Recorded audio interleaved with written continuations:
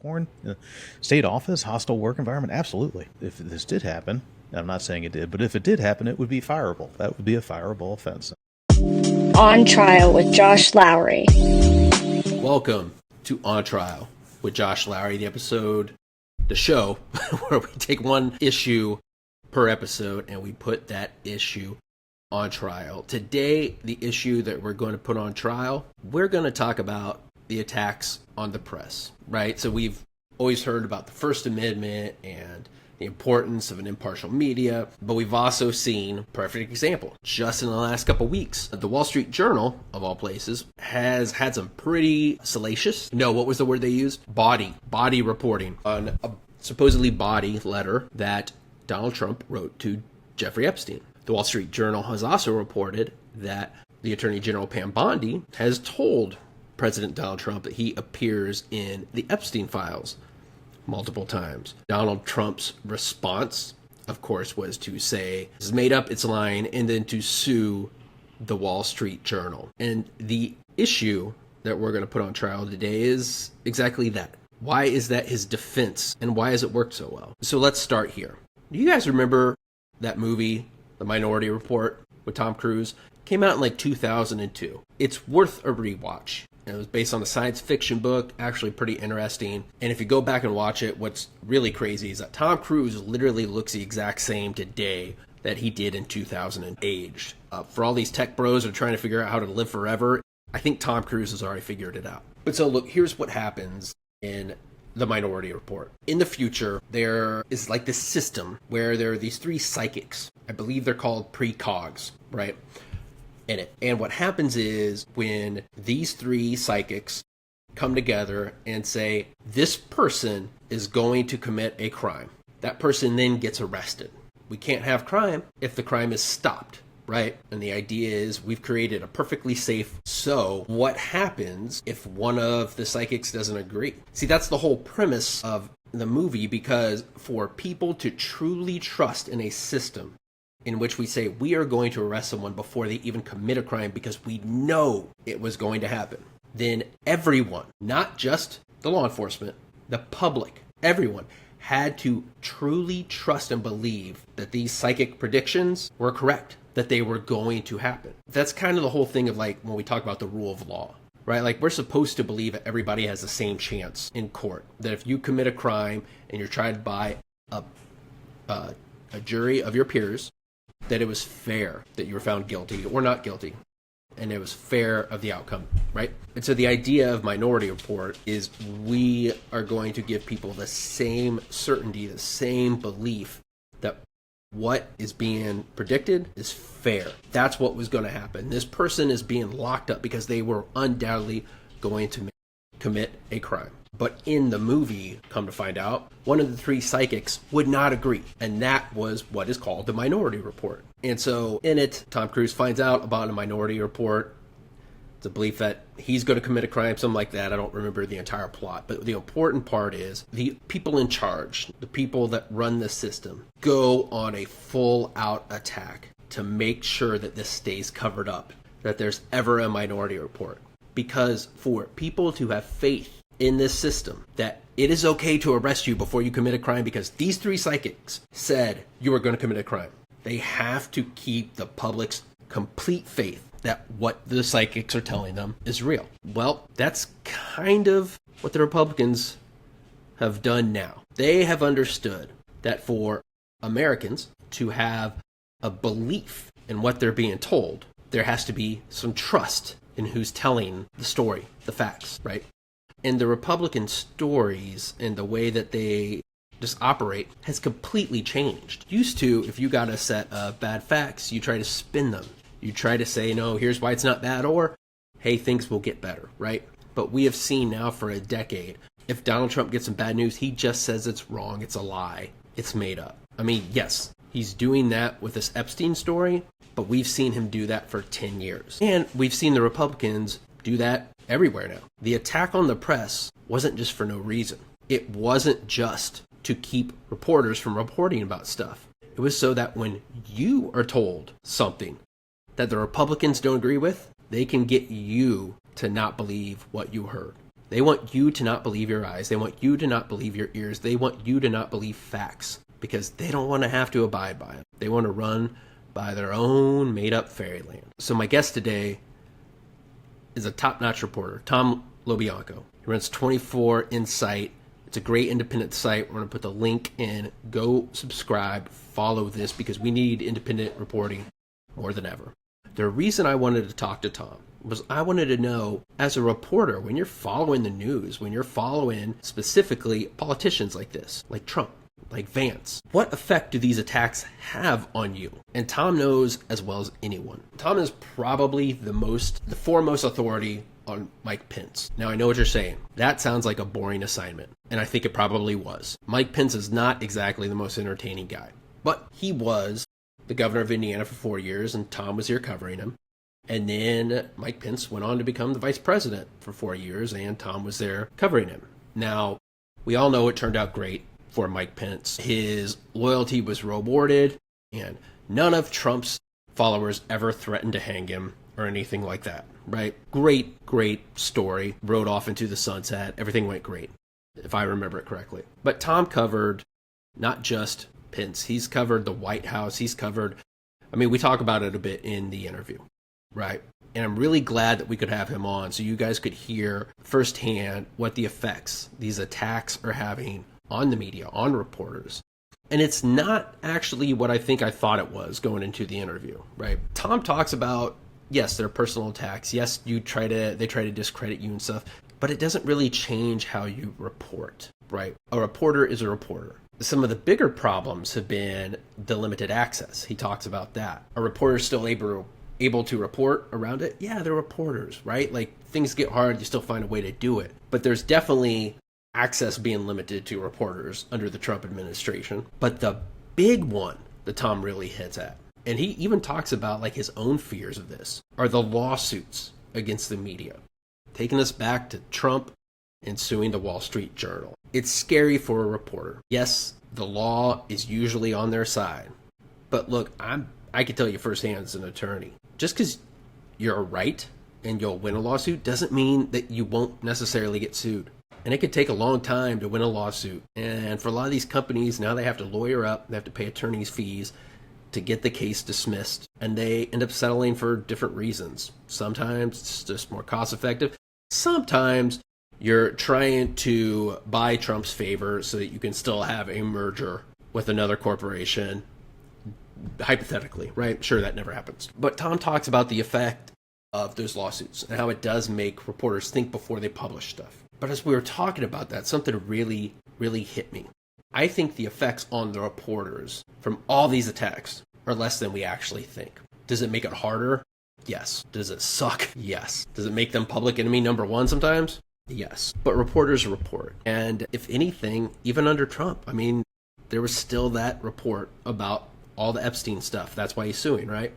And it was like as Tom was explaining this, a light bulb kind of went off over my head. All these attacks, all these lawsuits, they aren't just about trying to get the reporter not to report, right? I think the Republicans probably know, like, you can't stop a reporter from reporting. You can't stop facts from getting out. The effect is to discredit the reports. The effect is to discredit the media. The effect is to make you know that there was a minority report. The same reason that in Minority Report, the overlords had to make sure that the public never knew that one of the psychics didn't always agree with the other two psychics was because they knew that if you eliminate trust in the system falls apart. And that's exactly what Trump and the Republicans have been doing with the media. If they can take away the trust, then they can do whatever the fuck they want. Because now no one is holding them accountable. Let's look at a couple of examples. Just recently,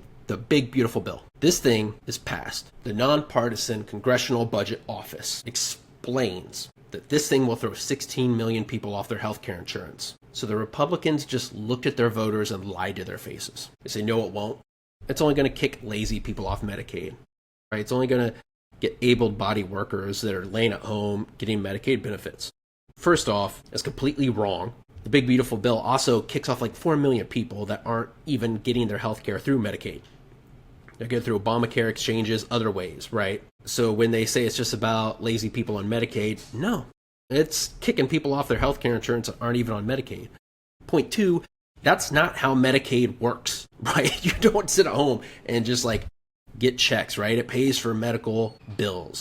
If I really wanted to explain to you how the big beautiful bill is kicking people off their medical insurance, it'd take me 15 to 20 minutes, and honestly, you could teach a whole college level course on how Medicaid works, on how healthcare is funded in America, and how the big beautiful bill is kicking people off. But the Republicans know they can just lie to their voters. Why?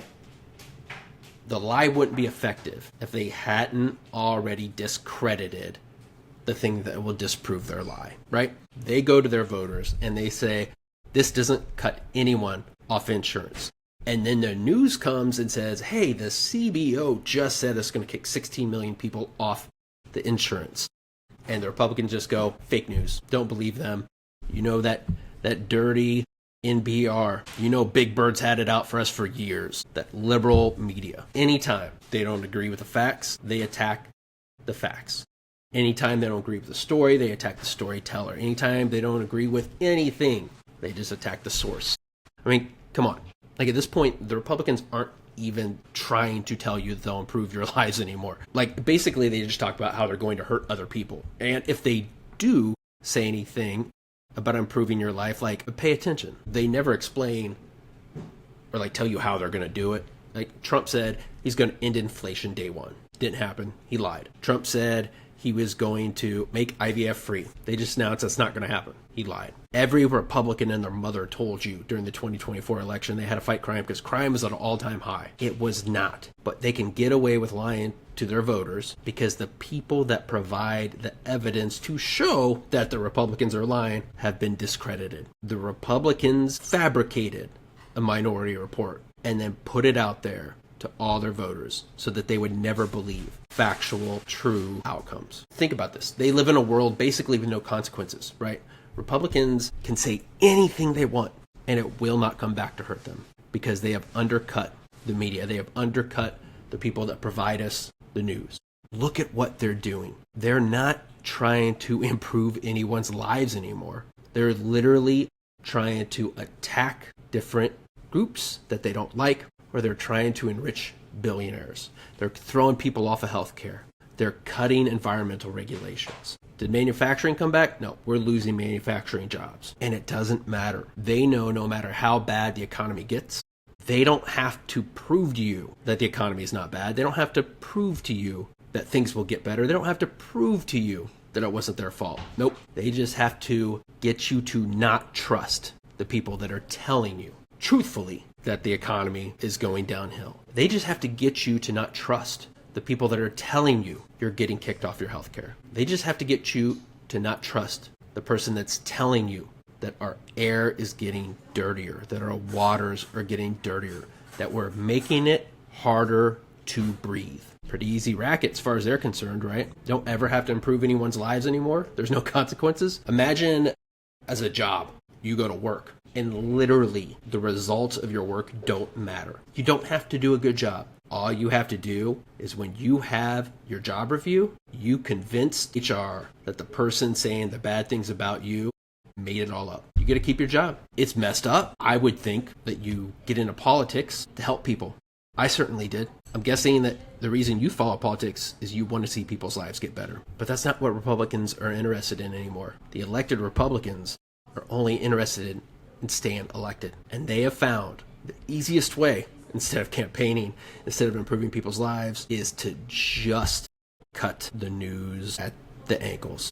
Cut the feet off the news, cut the legs out from under them. There, I knew I'd get to it eventually. They have figured out they don't have to improve people's lives. They figured out that they don't have to campaign. They have figured out that all they have to do is cut the legs out from underneath the media. Because if you don't believe anything you're being told, how are you going to actually think or know that the Republicans are fucking everything up, which they clearly are? I mean, go watch Fox News. Like, actually don't. I'll just tell you about it. They have an entire segment where they just, like, talk about other news stations to try to show you how biased they are. What is the goal of that, right? Like, how is that improving anyone's life? It's literally just a segment trying to discredit other news stations. Tom LoBianco, our guest today. He just released an article that's taken off. I'm going to read straight from it. I'm not going to get myself in any hot water here, but I'll tell you basically the sum of it is allegedly there were deepfake videos of a state lawmaker's wife being watched in the state house. Mind you, it is a misdemeanor in Indiana to create such videos. I believe it's a felony at the federal level. And so Tom explains this, right, in his article, but also we talk about this during the interview, that he called Lieutenant Governor Micah Beckwith about this, right? And I mean, I'll be honest, I find it interesting that a lot of the politicians still talk to the reporters, but it kind of goes back to what we're talking about. The reporters are still able to find a way to do their job. Because a lot of times the politician thinks, I'd rather have my statement in here than not. And if you read the article, Micah Beckwith's statement perfectly sums up everything that I just talked about. He said, the story was all, well, we have anonymous sources. Well, who are the anonymous sources? They wouldn't tell me. So he's attacking the sources. Everyone knows why reporters don't reveal their anonymous sources.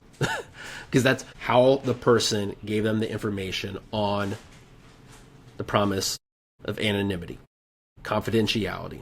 It's how reporting has worked forever and how it always will. It's the whole idea of like whistleblower laws when it comes to jobs. But when it comes to the media, these reporters say, I will not reveal you as my source. That's the only way they're going to get the information. That's how reporting has always worked. That's how reporting will always work. But Micah Beckwith already knows that. He's not attacking them because he thinks it's a crime to use anonymous sources. He's attacking it because he knows he doesn't have to disprove the story. He knows he doesn't have to prove that there wouldn't be any deep fake media videos being played in the office. He knows he just has to attack the story because he knows what the overlords in Minority Report knew. If you take the trust away from the system crumbles. And that's what Micah Beckwith is doing in this quote. That's what Donald Trump has done for a decade. And that's the only thing the Republicans are trying to do to stay in power. One day, I hope that we get back to a place where voters are actually seeing what's happening, giving a true, this is what happened, here's the effect, and making a decision. But that's not where we're at right now. Where we're at right now is the Republicans have decided the only thing they have to do is attack the source to make you, or at least enough of their voters, not believe it. So keep two things in mind going forward. One, is the not the source is like the anonymous source. I mean, is that reporter credible? Tom's credible. He wrote a whole damn book about Mike Pence, and you don't hear Mike Pence going around saying that he made this thing up. If all of a sudden a reporter that has a great track record is suddenly being accused of making shit up, do we really think he was making shit up, or that the politician just doesn't want you to believe it? And number two, I feel like this one should be obvious. If someone thinks everything bad about them is fake, doesn't that just seem illogical? I mean, I thought that for years, right? Like, when I would see, my grandparents watching Fox News, and I would just think, what are the odds that everything the Republicans do is right, and everything everybody else says is made up? Pretty low chances, right? So my point in all of this is what you're going to hear me say a lot. Two of the biggest problems facing America and why we are where we are. One, there's a lack of empathy in America. But two, Republicans have changed the game by being willing to lie to voters, lie about voters, lie about what they do, and lie about the effects of what they do. And it all starts with their attacks on the press. Coming up, my interview with Tom LoBianco, one of the best journalists you're going to find. I would advise go follow his Substack, follow his website. We'll put it in the notes. It's a great interview. So please also, when you're listening to this, I want you to think that this isn't just a guy who read about reporters. This guy has been in the actual White House, the press junket. He's talked to vice presidents. Him telling you what the effect of all these attacks on the press is literally someone that's gone through it. So up next, my interview with Tom LoBianco. Stay tuned to On Trial with Josh Lowry.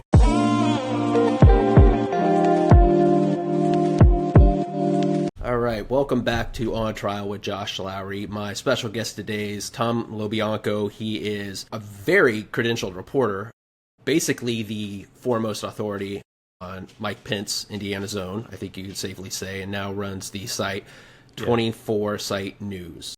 Tom, thank you for joining us. Hey, Josh, thanks for having me, man. Appreciate it. Thank you. So for the viewer who may not know, you have followed politics from a reporting standpoint at basically every level. Could you just real quick let the viewers know what you've covered? Yeah. I've been all over the place. Actually, I had a friend years ago who was helping me out with my resume. He kind of chided me for it. He's like, dude, you've been to so many news organizations, you kind of look like you're homeless. And I was like, yeah, that's fair. Years ago, I used to work actually at the Washington Times under John Solomon when he was there. This was 10 years before he was the attaché with Rudy Giuliani in the first Ukraine, which resulted in the first impeachment. Worked at local public radio up in Baltimore for a little bit. Came back and to the Maryland State House, covered the Maryland State House for years. Martin O'Malley when he was governor.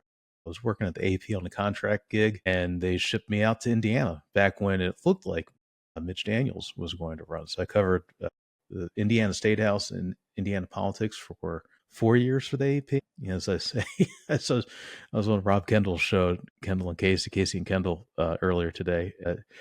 I was like, I remember Mike Pence is a stultifyingly boring person to write about. I remember it was my fiance back then. We left India and took a job at CNN in 2016 covering the presidential. And I remember looking at her, I was like, well, thank God I'm never going to have to write about Mike Pence ever again. And then lo and behold, he becomes the vice president. Yeah, man. I remember actually I was covering I covered all the Republican presidential contenders at CNN in 2016. And I also Bernie Sanders for a hot minute too. So I was all over the place, Iowa, New Hampshire, you name it. And yeah, man, I've been all over, I've been to Trump rallies all over the country, been to state political conventions all over the country. So, I've been covering Trump for a decade now. But I remember back in June of 2016, one of the research guys came over at CNN and they're like, hey, you think Pence is going to be VP? And I was like, of Ivy Tech? And they're like, what the fuck is Ivy Tech? And I'm like, what the fuck are you talking about? Dude, I remember I was at the Attorney General's office at that time under Greg Zeller. And so right next to the State House. And I remember when people started talking about it and we were just all like, that's not going to happen. Like, just summarily, you know what I mean? You know what, man? One of the things I reported about in my biography, so I've kept doing this and I covered the White House and I covered Congress, and then I went back to the AP. I covered Trump Russia. Got some thoughts about that. If I could, I'd probably toss Matt Taibbi off a bridge and read him the Senate report as he fell. Can I real quick jump in on that? What happened to that guy? I remember reading Matt in like the Crack Rolling cocaine? Stone. I don't know, man. I don't know. I actually had a really funny podcast with Ben Cohen, who's a really, really smart, writes the banter on Substack, and we were talking about this because he's doing the grunt work these days of defusing whatever, fact checking the White House Russia hoax. People forget this. God, sometimes I even forget it. That fake news was a term, and it really is still, it remains a term of art that was used to describe disinformation, particularly pushed by the Russians long before. And then, of course, Trump realized what was happening, and he started using that all the time to attempt to appropriate the term. Now, ironically enough, you have the White House pushing actual fake news with regards to this. Tulsi Gabbard up there. So and Matt Taibbi, I don't know, man, making money. That's my sense of it. I think he's, Benny Johnson and who's the other one, the bald guy, Tim Pool they got $400,000 a pop from the Russians last year, according to the intelligence reports. I'm sure Taibbi's doing it for the clicks. He's not a real journalist, not these days at least. Yeah. And also that amazed me that those guys are still like continuing their career after it was found out they were getting the $400,000 a year from Russia. It's like, oh, nothing's disqualifying anymore. No, man. At least like Donahue and Jerry Springer were amusing. Yeah, at least, yeah. So look, there's a ton with Trump and DC that we could go on forever. But the reason I specifically wanted to have you on was that you've been on the front lines of reporting, right? Just like you said, you've actually been there. You've talked to the candidates. probably spent more time with Mike Pence than maybe any other reporter has, period. And what I wanted to talk about, these constant attacks on the press and how that actually affects the press. I mean, you always hear about the chilling effect. Is it going to limit your access? And so just maybe from a 10,000, foot view, could you give me a kind of idea of what your normal interaction with the politician was, when you're covering Trump, when you're covering Pence, how that works? I actually, when I talk with college classes over the years, I always bring this up, like the little 18-year-old journalism 101, bright-eyed and bushy-tailed, right? And they love it, all right? And I was like, make sure you're meeting with your sources, make sure, going out, hanging out with everybody that you need to know. All right. You're covering, I graduated from the University of Maryland, College Park. And I'm like, you're covering the city of College Park, go hang out with every city council member. But always remember that they're reading you and they're trying to get a sense of you as much as you're reading them. Information is a two-way exchange. And, it actually kind of covering Trump in this dynamic. I mean, it's always been combative, and it's been increasingly so. A lot of people talk about Trump as like an accelerant on dynamics that were already there, and I think that is true. It's gotten to a point, though, I do really think when I see some of these things where it appears to be authoritarian in nature, and I want to be very clear about that terminology, because that does not mean that the United States is an authoritarian state, but there are authoritarian aspects of it. All right. This was what was done by Orban in Hungary. Okay. Really cracking down on independent media, taking away their service. So there are some sort of demonstrative things which we can point to where the White House and the executive branch of the government has taken over control of things that used to be the province of the independent media, free press, including assigning who gets to be there, all right, to cover the president. So, I mean, I laughed. The very first White House press conference, they have the new media seat, all right, and they're like, we're going to give out the new media. It was, and frankly, actually, when I was covering the White House, especially during the Trump Russia stuff, I hardly ever was in the press room, because like you really learn a lot more outside the building. There's a lot of ways to find things. And I would say this. Actually, we should just play this for some of the college journalism classes.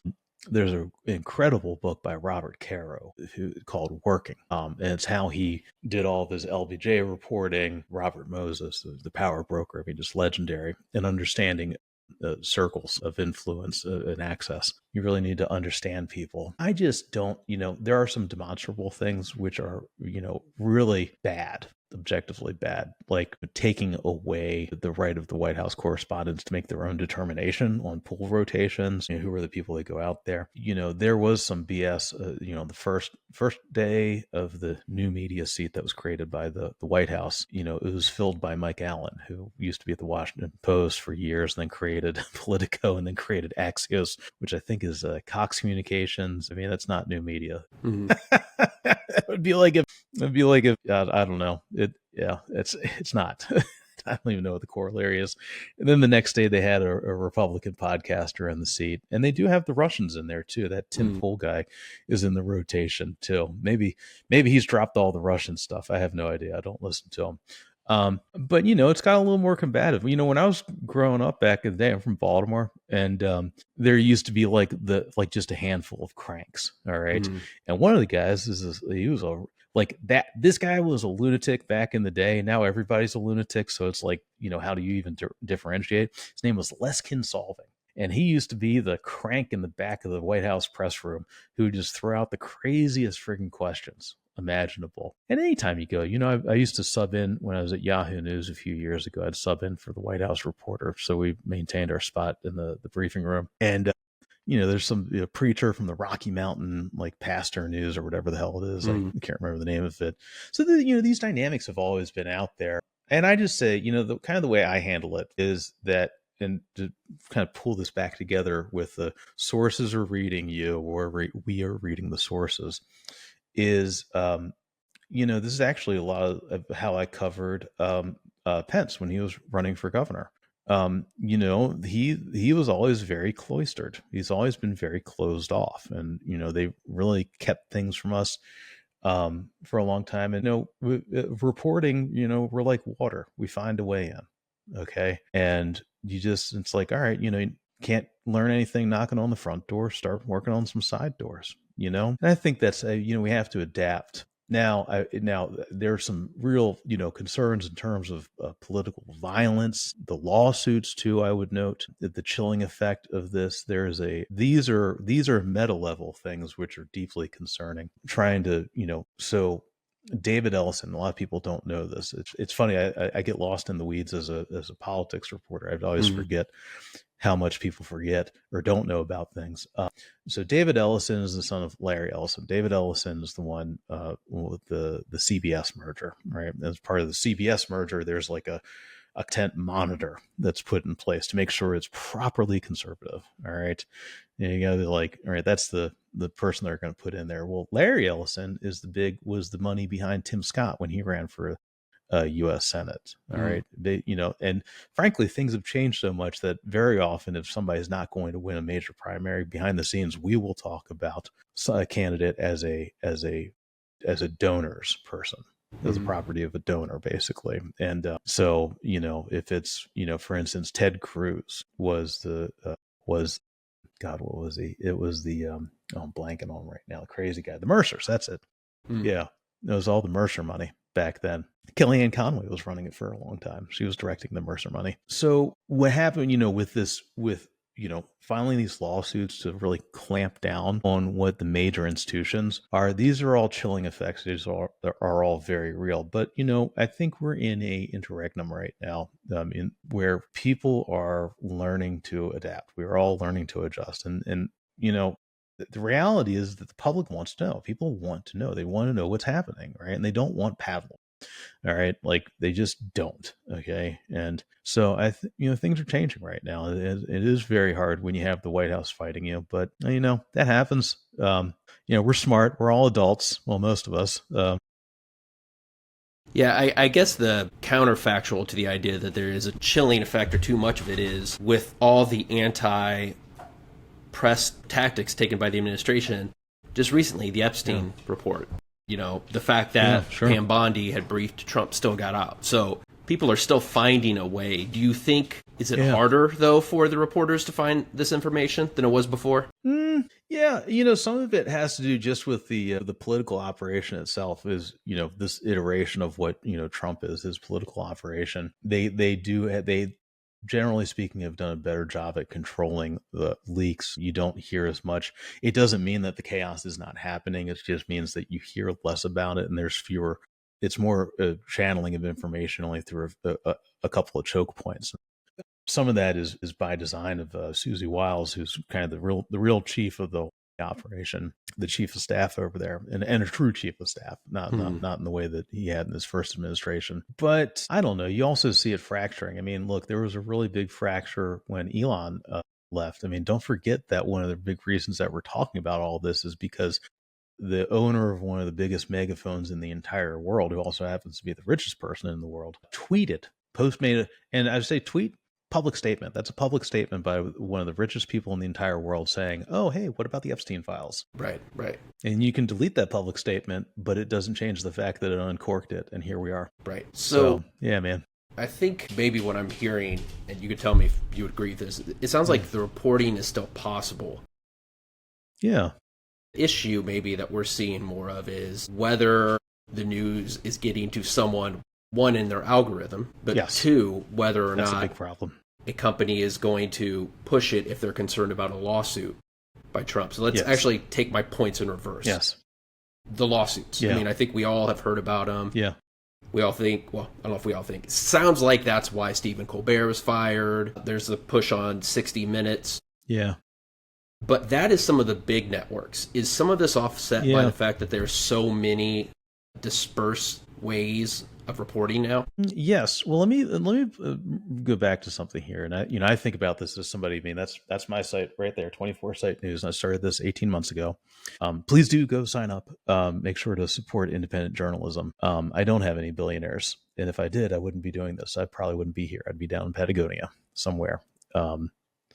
Writing it. Oh, I might be writing like a follow up to a Second Pence book, which nobody would buy. Um, I, 24site.news, 24sight.news. Look, I just think that um, it, it's hard right now, and I want to be clear about this because as a business owner now, as a media entrepreneur now, I look at things differently. Rather, so I'm a grunt reporter. Right? I'm still a beat reporter functionally, but I also have to run an operation. So I read a lot of media business stuff. I love the Brian Stelter newsletter. He does some really great reporting over at CNN, and if the important thing here to really understand is to not really get too needlessly freaked out by things. All right, get freaked out about the right things, but don't get lost on other things. So I don't entirely know what happened with Colbert. That sure seems like a chilling effect. But the flip side of that is that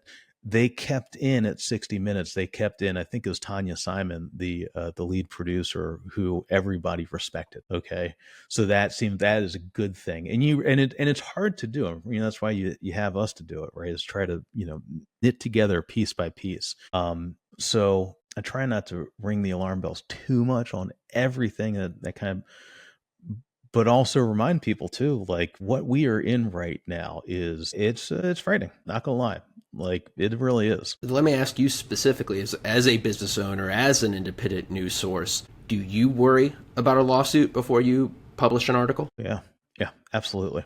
Yeah, and I would tell you too, if I hadn't done 20 years of the mainstream media going through legal pre-pub, all right, having a vetting, understanding, and really at the end of the day, look, I think about, like, it's funny because it's like at the highest level, the answer is always still the simplest, okay, which is you do the reporting and you follow the reporting, right? This is what Dan Balls, the legendary Washington Post political reporter, just really an incredible human, has always said, it's very simple. You follow the reporting. And as long as you were buttoned up, all right, and you've verified things, write what the reporting tells you. Oftentimes, and I think this is something that partisans do not understand, and that's not, I know you're the chair, that's not a knock on you, but people that enter it from a different side are a problem, and that happens a lot, right? Stephanopoulos,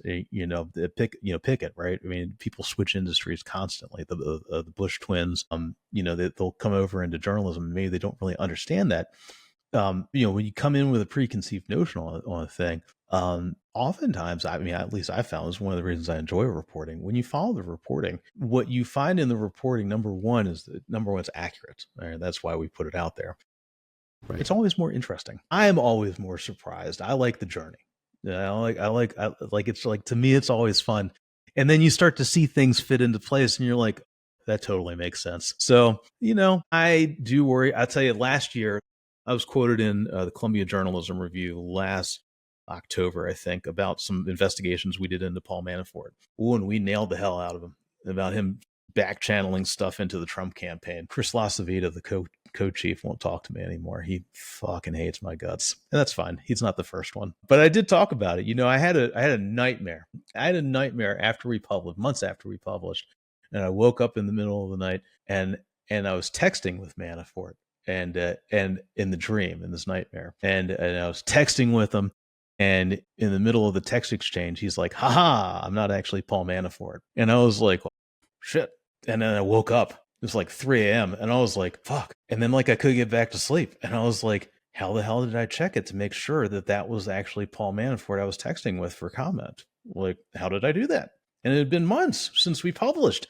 And I was like freaking out. I was like, oh shit. I couldn't get back to sleep. And then I remembered. I ran a voter file on him. I did a blind check on his cell phone, and I still couldn't get back to sleep because I was too fucking wired. But you have that feeling, and you do really have to be extra careful, right? Because one of the things that you don't have as much is, that's what editors are very good at. All right, it's very good to work together. To have an extra set of eyes to be like, hey, how do you know this?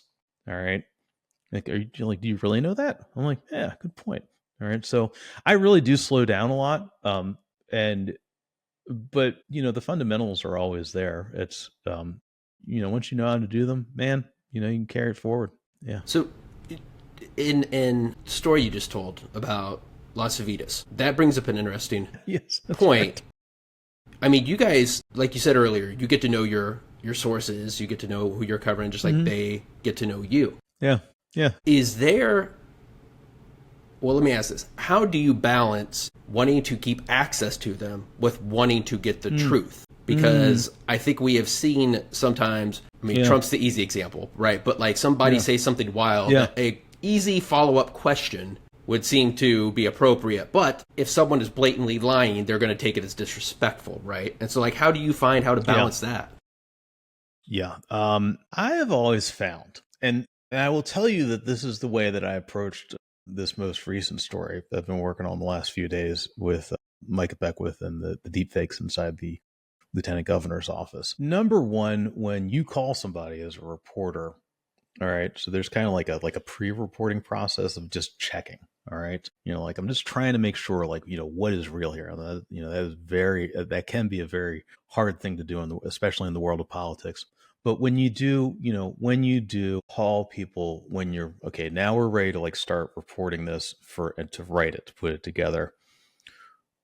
It's like a lawyer, right? You already know what the answer is, or you should already know what the answer is. Okay. And there have been plenty of times over the years where there have been people who hate my guts, or I think most people, though, especially if they've been around for a while, you understand it's like, journalists have their job and politicians have their job, we all get it professionally, and then we all have drinks at the end of the day, so it's like that's kind of the normal course of things. But when you walk in and you have the goods, you're not asking, you're saying, you're like, look, this is what I have reportable right now. And I mean, and that's why, I'll tell you that, I talked with Micah Beckwith on Saturday night for this story. His answers kind of changed over the course of 20 minutes. It was kind of a meandering, it started with, well, that's fake. There's nothing there. If you write it, I'm going to really be beating up on you. And I was like, okay, but here, let me tell you what I got. I'll tell you what's going to be in the story because I want to hear, what you think of it.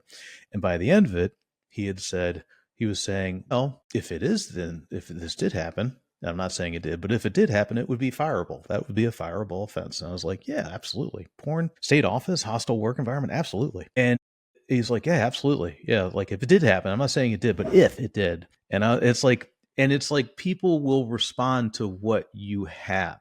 All right. They respond. And this is what I tell political people when I've been on some panels too. I say, don't wall yourself off from the reporters, because that's how you get blindsided. That's how you have no idea what's going on. All right. I mean, it's beneficial to us and it's beneficial to the public to have a more complete picture. All right. Things are more nuanced than they appear in the social media bullshit world that's out there. And it always makes them more interesting. But also for the political folks, it makes it so that they know, what's coming. All right. I mean, I would hope, as somebody who's naive and, an idealist, that results in more honest things happening. But I'm sure, but for the political side, there's a self interest there, which is to, you have the relationship. And when you don't have the relationship with the press people, with the reporters and whatnot, you have no idea. Who does an incredible job at understanding what's being written about him at all times? And this politician is the single best politician I've ever seen. And I would argue it's why he is where he is right now, is Trump. Trump monitors the media and has the media wired up better than any politician I have ever covered in my entire life. Yeah, and I could tell you from being involved in politics, he has changed politics, because I think used to the people that got into politics were the policy people, and they had to learn the media part. As where now, if you don't get the media part, you're never getting in the first place. That's right. Yeah, that's right, man. That's why, Beckwith does all of his comms. He doesn't run through a spokesperson. He gets it. Constant saturation. I wish I had that energy. So, actually, so that's a good, so for those of you that haven't seen it, Tom just had a big article about, and I'll let you guys read it, and we'll put a link to it in the notes, about a deep fake and a controversy lieutenant governor's office. But in a situation like that, so you call the lieutenant governor, it's probably in most cases to these people's benefit when they realize, hey, Tom's going to write this article whether I say something or not. So I better have some influence on what's written. Is that how that communication Absolutely. still happens? Yeah, absolutely. I mean, look, I think a lot of people get this wrong. I know the chief of staff's husband, Stuart Ellis, has been ripping the shit out of the stories on Facebook, and people have sent me the photos of that. And like I don't know him. He's a political guy. Like there's a purpose for that.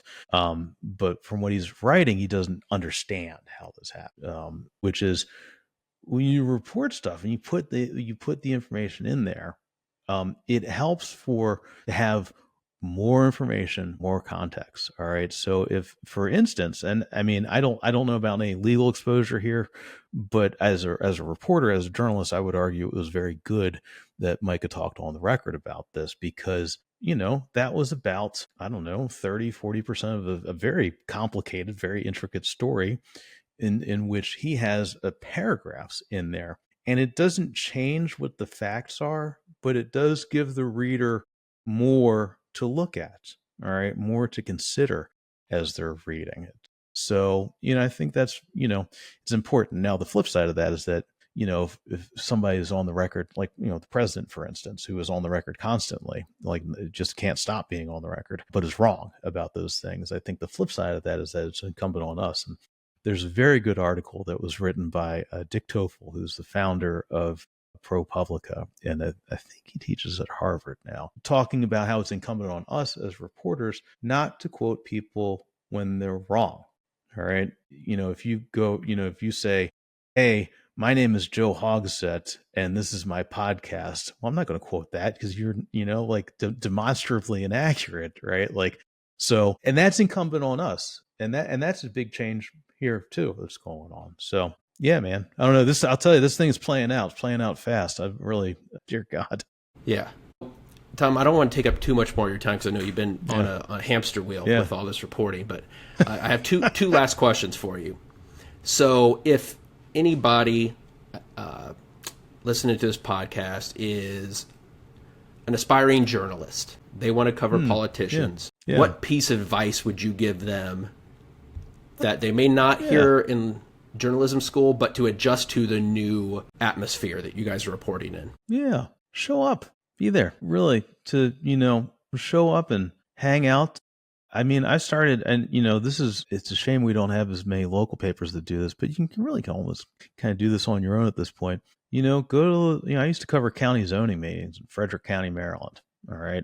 And I know about developers. I remember the first time years ago, I was just 20, yeah, it was probably 20. I hadn't turned 21 yet. I was almost 21.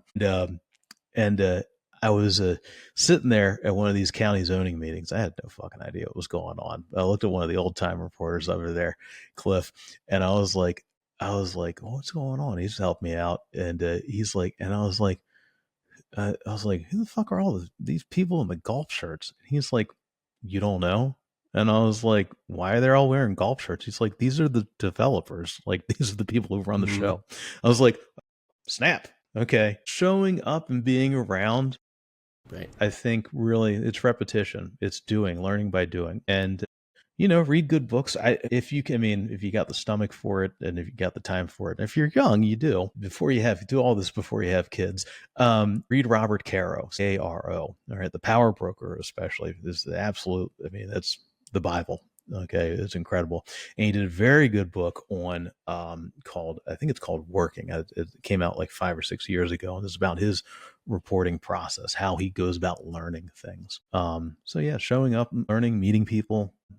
Yeah, you really, so the galaxy brain, as they say, you get, everything coming in from all sides, and then it's up to us to discern, right? So, and it's fun, and have fun. Do what you love, right? If you're not having fun, don't do it, right? Like, but if you love it, I always love sports reporters because I always find that they're usually the best writers. They really, it's like, how do you take the same? Oh, absolutely. How do you take the same thing that happens over and over and over? You throw a ball across a plate, all right? You swing a bat, all right? How do you do it? How do you make it interesting? Right, about the personalities. Yeah. ESPN 30 for 30, man. Incredible writers. We're drawn to the personalities. I could tell you as a pro wrestling fan, some of the most memorable matches, it's because you cared about the characters going into them. Yes. Shawn Michaels' retirement match doesn't matter if Shawn Michaels doesn't have the career he had before his retirement match, right? So, one last question for you. Where can the listener, the viewers, where can they find you at? Yeah. Hey guys, if you're watching this and you see that little sign right over my shoulder, right over there, I swear to God, I will go to FedEx Kinko's and get a nice neon one at some point. That says 24 Site News, 24sight.news. So head on over, support us here. 24 Site. It's me and my friend Julie Grace Brufke, who covers Congress. Got a couple writers that help out. Some columns, and we're doing this on the fly. So I saw somebody made some comment about dark money. I don't want dark money, but it would be nice if it was there sometimes. Yeah. So come on by. If you like us, you like to support independent journalism. $2 a month. That is actually the cost of one Starbucks these days, even out in Indiana. So yeah. So everyone go subscribe, because for a lot of the reasons we discuss, independent journalism is as important as it's ever been, because it's one of the few sources we know that the people are still going to push for the absolute truth. Tom, thank you so much for your time. Thanks, Josh. I appreciate it, baby. I appreciate it. Yeah, man. Keep at it and keep us informed. Thanks, sir. Thanks. Appreciate it. On Trial with Josh Lowry.